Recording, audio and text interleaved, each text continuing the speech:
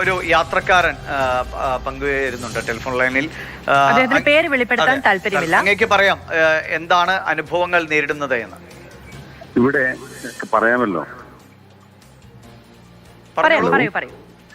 ഇവിടെ ഞങ്ങള് C5 കമ്പാർട്ട്മെന്റിലാണ് യാത്ര ചെയ്തത്.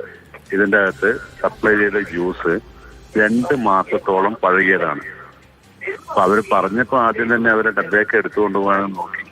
പിന്നീട് യാത്രക്കാരുടെ പ്രതിഷേധം ഉള്ളത് കൊണ്ട് അവരത് മാറ്റി. ഒരുപാട് പേര് ഓൺലൈനായിട്ടൊക്കെ കംപ്ലൈന്റ് ചെയ്തിട്ടുണ്ട്. ഇപ്പോൾ നമ്മൾ ട്രെയിനിൽ തന്നെയാണ് ഉള്ളത്. ഇതിനു മുമ്പും തന്നെ അല്ല, നിങ്ങൾക്ക് മാത്രമാണോ സമീപത്തെ എല്ലാ യാത്രക്കാർക്കും ഇതേപോലെ കാലാവധി കഴിഞ്ഞതാണോ കിട്ടിയത്? C5 യാത്ര ചെയ്ത കൂടുതൽ ആൾക്കാർക്കും ഒരു ബാച്ചാന്ന് ആയിരിക്കാം ചിലപ്പോൾ, കൂടുതൽ ആൾക്കാർക്കും അതാ കിട്ടിയത് C5.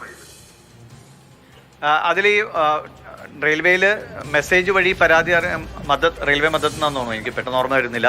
അങ്ങനെ ഒരു സംവിധാനമുണ്ട്, അതിലൂടെ പരാതി പരാതി നൽകിയിട്ടുണ്ട്.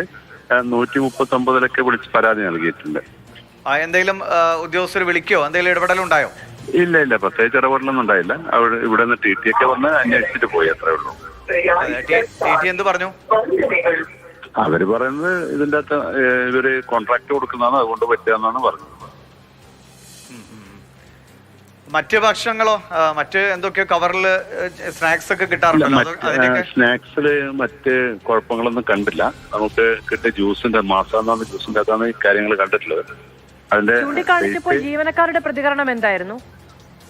ജീവനക്കാര് ആദ്യം തന്നെ ആ ഡബ്ബ എടുത്തു കൊണ്ടുപോകാനാണ് ശ്രമിച്ചത്. അവിടെ ഉള്ള ഹിന്ദിക്കാരായിരുന്നു കുറച്ചുപേര് ജീവനക്കാരുണ്ടായിരുന്നത്. നമ്മുടെ ഭാഷ അറിയാത്തവരായതുകൊണ്ട് അവരത് വാങ്ങിയിട്ട് കൊണ്ടുപോകാൻ വേണ്ടി ശ്രമിച്ചു. പക്ഷെ അതിന് യാത്രക്കാരുടെ പ്രതിഷേധം ഉള്ളതുകൊണ്ട് അവിടെ തന്നെ തിരിച്ചു വെക്കേണ്ടതായി വന്നു. വളരെയധികം നന്ദി. C5 യാത്ര ചെയ്യുന്ന യാത്രക്കാരനാണ് ഈ വാർത്ത കണ്ട് അദ്ദേഹത്തിന്റെ പ്രതികരണം നമ്മളിലേക്ക് വിളിച്ച് എത്തിച്ചത്.